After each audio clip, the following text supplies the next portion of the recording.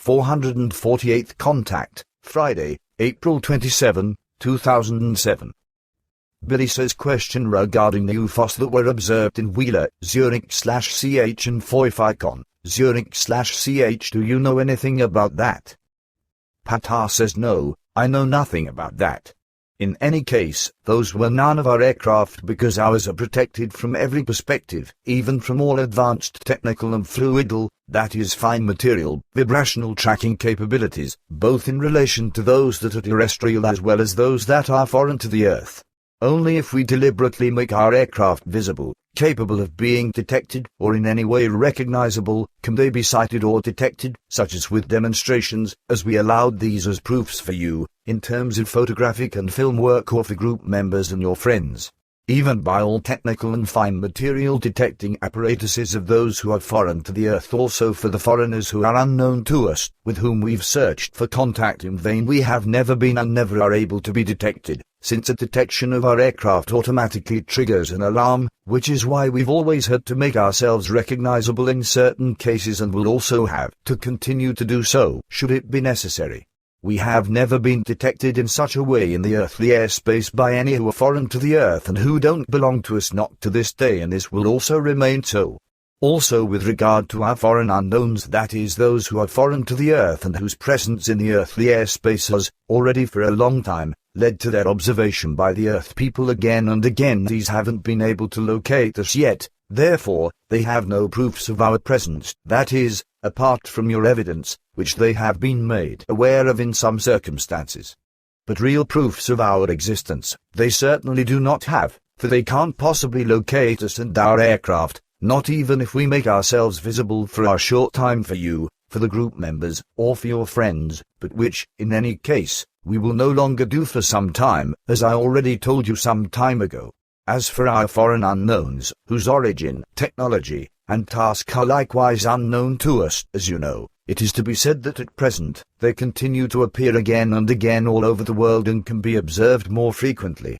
Also, we cannot fathom why our signals, if we aim for them, are dissolved or reflected back to us and, thus, do not reach their aircraft. Consequently, we cannot establish contact with them, which we also haven't tried to do for quite some time.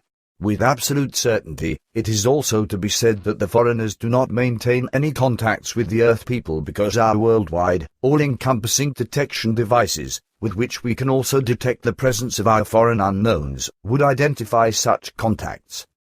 Billy says there's probably no sense in investigating what Preisker observed. But how can you be so sure that the foreigners have never detected you? Patar says the expense for the investigations would be too great because it usually turns out that such phenomena concern earthly missiles, as we've had to determine over and over again. But in several cases, these were the foreigners who are unknown to us, with whom we cannot come into contact and also no longer try to do, as I just mentioned. And that we can be sure that our aircraft haven't been detected by the foreigners so far is due to the fact that our highly advanced detection technology indicates to us every detection process in every direction, immediately and without delay, no matter what technology is used for detection. Billy says you spoke of that once and said that this technology, which is unusually high and very futuristic for us earthlings, isn't a development on your part, and neither are your protective shields, which immediately convert all energy hitting them into their own energy, and through this, the protective shields strengthen instead of weaken. If I remember correctly, these forms of technology come from our friendly people, the Sonaer in the DAL universe, who are more than 4,30 years ahead of you in relation to your technological development. Patar says the technology mentioned does, in fact, trace back to the Sonaer, who have already assisted us for many years in every technological development. Consequently, we have a variety of technologies today that we did not yet have at the beginning of our contacts approximately 30 years ago. So now, very many new technologies are available to us, which would have taken up very long development times for us if they had not been provided to us by the Sonaer in good friendship. Billy says this probably includes the Dimension Gate, which you're probably still working on, right? Here on television, there is a series running that is called Stargate, which is roughly comparable with your Dimension Gate. Only its appearance and function are a little different than what you showed me 3 times. In this science fiction on television, a large ring is used, which is equipped with control symbols, and in front of this, there is a kind of control panel.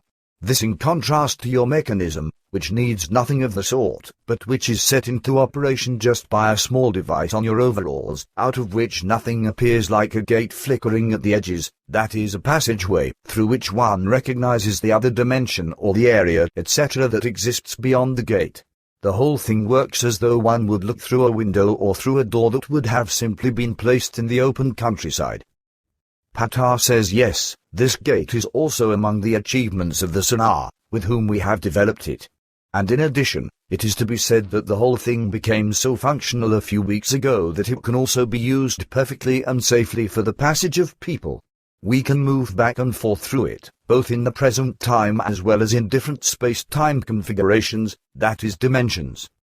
Billy says, and can you also go to the DAL universe with it? Patar says that isn't possible for us, but our engineers and scientists are working together with the Sonaer in order to make this a reality. Billy says then another question about the foreigners, who have already circled around here on Earth for a very long time, as you say, and with whom you cannot enter into contact. Is it possible that these unknowns may come from the future, perhaps from other planets or even from the Earth itself, or else from another dimension? Patar says we have also thought about that and have come to the conclusion that this may very well be possible, both the one and the other possibility. The Earth people will undoubtedly create the possibility of dimension traveling in the distant future, which we have not investigated, however. Billy says, and why have you held back in this connection? Patar says we only operate our past and future travels and previews under certain conditions, but not just to know the distant or most distant future, which is why, if necessary, we limit ourselves to a maximum time of 100 years for future investigation, while no boundaries are set for travels to the past. We don't want to know the distant and most distant future for logical reasons, for we know that only the path of normal development leads to the real and right goal. The reason for the limitation of future investigation is so that the present isn't influenced as a result of knowing the future, which would disturb the normal course of development. Such a disturbance wouldn't be good because the appearing causes of the ongoing development would naturally be changed and be distorted, which would cause a disaster as an effect. It isn't like what many Earth people suppose, that something could be changed for the better if the facts of the future would be known, for logic proves that the person acts totally incorrectly if he knows the effective future, for he thinks that he could cause something better than what is determined by the logical consistency of cause and effect. This is proven by the absurd ideas of Earth people, who think that if they traveled to the past, they could change what has already happened in the future. Billy says I understand, like those who believe that they, for example, could travel back in time, could kill Adolf Hitler and, thus, could prevent World War II and all its horrors. This means that the person always wants to be cleverer and more knowledge than what the effective truth and reality are. This is also true with respect to alleged contacts of Earthlings with you or other extraterrestrials. Still, time and time again, fairy tales lurk around that other Earthlings, besides me, would stand in contact with you Pleiadians.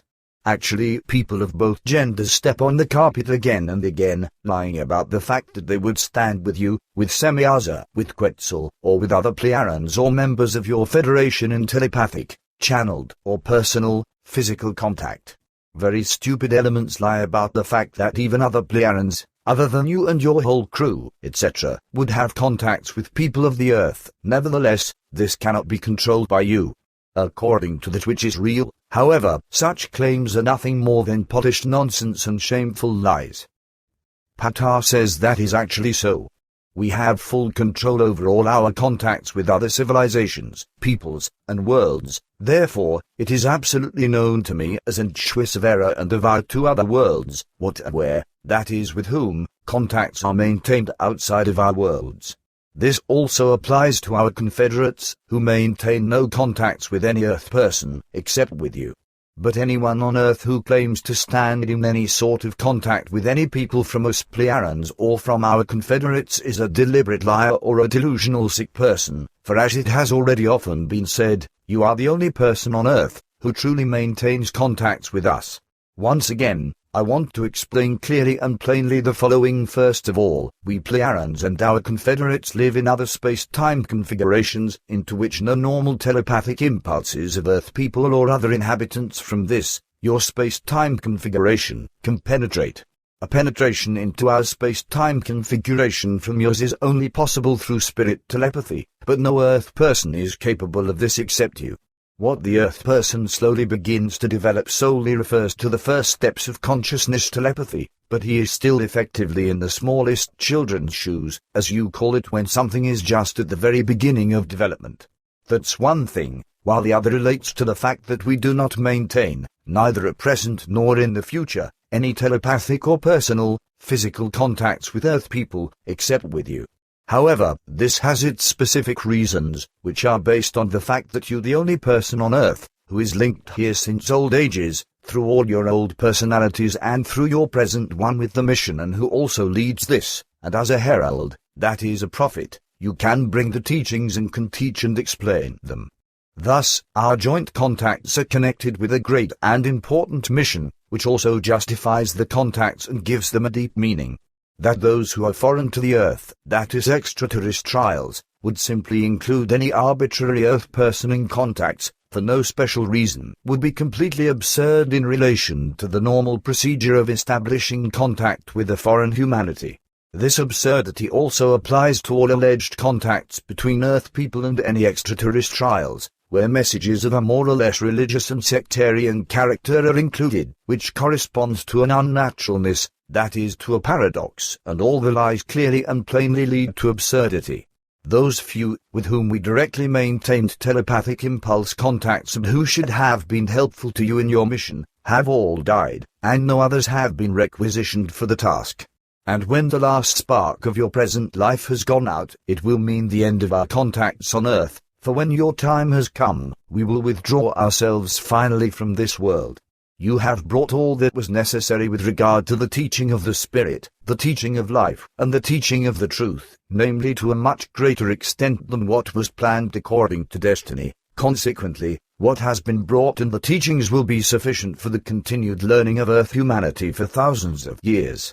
Thus, if lying elements should still appear during your lifetime and thereafter and claim that they stand in contact with us Pleiadians, etc., then this would correspond to a matchless lie. And after your being, we withdraw ourselves finally into our space-time configuration, without ever having to return, for we fulfilled our obligation that was assigned to us by your former personalities and by you at present. Only the old, assigned obligation led us to the fulfillment of duty in this space-time configuration, in which you lead your life and fulfill your difficult mission. Only in the very distant future, when Earth humanity has progressed so far on a technological basis, in order to be ready to penetrate into our space-time configuration, will they encounter our worlds and civilizations and be able to take up contact with them. But the way there is still very long and arduous. Billy says, not only do I fulfill my duty, but also all group members who stand beside me as loyal ones, with great dedication, and who give me the strength to do my work. Without them, I never could have accomplished what has been done by me, in addition to all of the many achievements that were made by all the members. With regard to the realization of the mission and its ability to continue, the passive members and the friends, who have contributed to the success of the whole thing with their financial contributions and skilled labor, are also included, of course. Therefore, even their employments should not be forgotten. I owe all of them great thanks, because without them the mission wouldn't have become what it is today. Patar says, to each individual core group member, I also express my deep gratitude, as well as to each individual passive member and to all friends and other helpers. The end.